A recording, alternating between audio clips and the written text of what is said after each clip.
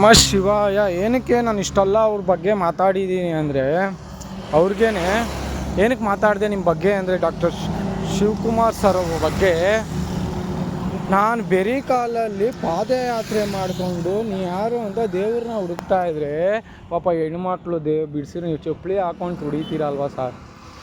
ಏನು ಹೇಳ್ರಿ, ಚಪ್ಪಲಿ ಶೂ ಹಾಕ್ಕೊಂಡು ತುಳಿತಾ ಇದ್ದೀರಾ, ಓಕೆನಾ? ಅಂದರೆ ಜನಗಳು ತಪ್ಪು, ನಿಮ್ಮನ್ನು ಮೆರೆಸಿದ್ದು ಕರೆಸಿದ್ದು ಜನಗಳು ತಪ್ಪು ಇಲ್ಲ ನಿಮ್ಮ ತಪ್ಪು ನನಗಂತೂ ಗೊತ್ತಿಲ್ಲ. ಒಟ್ನಲ್ಲಿ ತಪ್ಪೇ. ಎಲ್ಲ ಕಾಂಗ್ರೆಸ್ ಮುಖಂಡರು, ಯೂತ್ ಮುಖಂಡರಿಗೆ ನನ್ನ ವಿರೋಧ ಇದ್ದೇ ಇರುತ್ತೆ. ಇದ್ರ ಬಗ್ಗೆ ನೀವು ಕ್ಷಮಾಪಣೆ ಕೇಳಬೇಕು.